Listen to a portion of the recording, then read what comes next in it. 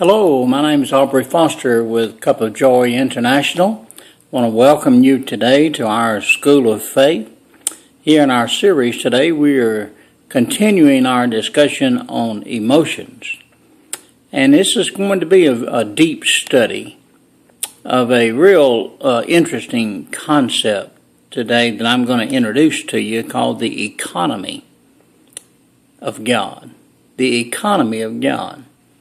Now, this may be something that you've necessarily never even heard of. As you study the Word on this subject, I'm sure it will intrigue you, it will interest you, and once you see it and understand it, you will realize the principal thought that I'm trying to teach here is this. God's work in you, the dispensing of Himself, the dispensing of Himself into you and into me is done through the Spirit. The Scripture says that we're to be led by the Spirit. What does that mean? Does that have just a shallow meaning? In other words, not much, not anything we need to concern ourselves with? Or is it a real deep meaning that we really need to understand? Obviously, I think you know that I think it has a real deep meaning that we need to understand.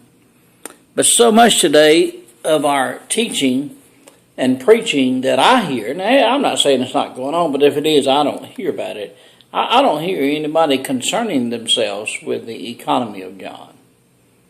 Matter of fact, I've been asking different ones, what is the economy of God? And I've got various answers, and none of them have been anywhere as close to being correct. The economy of God means the household management. It means that how has God chosen to dispense Himself and His life into us? Why couldn't, now listen to my question, why couldn't, God have just chosen to use man's personality, his mind, his emotions, and his will to dispense Himself into man? And God was fully aware of man's personality. After all, when He breathed into man, man became a living soul. So why didn't God use this personality, mind, emotions, and will, to dispense His very life into man? There's absolutely no evidence that He did, and there is a ton of evidence that He chose not to. That He said very clearly, you're to be led by the Spirit. The whole promise of the Father is wrapped into this teaching. We don't hear this today. We hear about the promise of the Father. And don't misunderstand me. I believe in the promise of the Father. Not only that, I've experienced the promise of the Father. But when you hear different ones teach about it, they're only teaching about a gift called tongues. And folks, listen to me, the promise of the Father is not about tongues. Is that involved? Most certainly is. Should we understand that element of it? Most certainly we should. But folks, the promise of the Father is so much more about the dispensing of the economy or the administration or the life of God into human nature. Now, I think we really need to understand this. Well, let me introduce the verse to you, and you'll need to study this verse, look at it in various translations.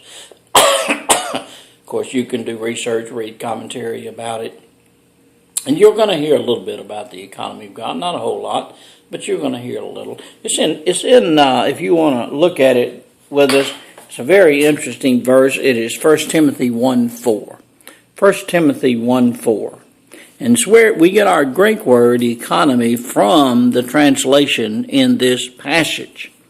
And it means God's divine enterprise. To distribute or dispense himself into man. It means household management. What has God chosen? How is God doing this? Or household distribution. How has he gone about, to what extent has he gone about to distribute himself into man? His wealth, his property, his affairs, but more importantly, himself. Himself. How has he gone about doing this? Now, let me make my point clear here in this introduction lesson on emotions, that I want to draw a line, a clear, precise line, as to how God intends man to live out this life that has been dispensed into us. In other words, God has went to great extreme to give us life. I mean, listen to me. You realize that God, the Father, is unapproachable? You realize he's perfect light? So if he's unapproachable and he's perfect light, how are you going to take that and put it in a man?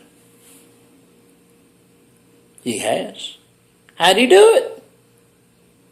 Why didn't he just say, okay, I can just put myself into man and I can express myself through his mind, his emotions, and his will?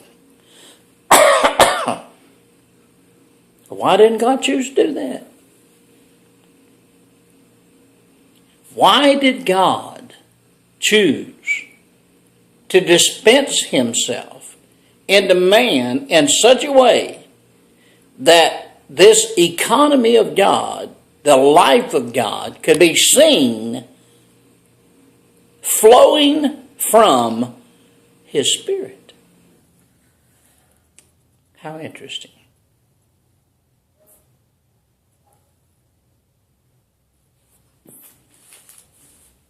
I don't know what happened, but I'm a mess.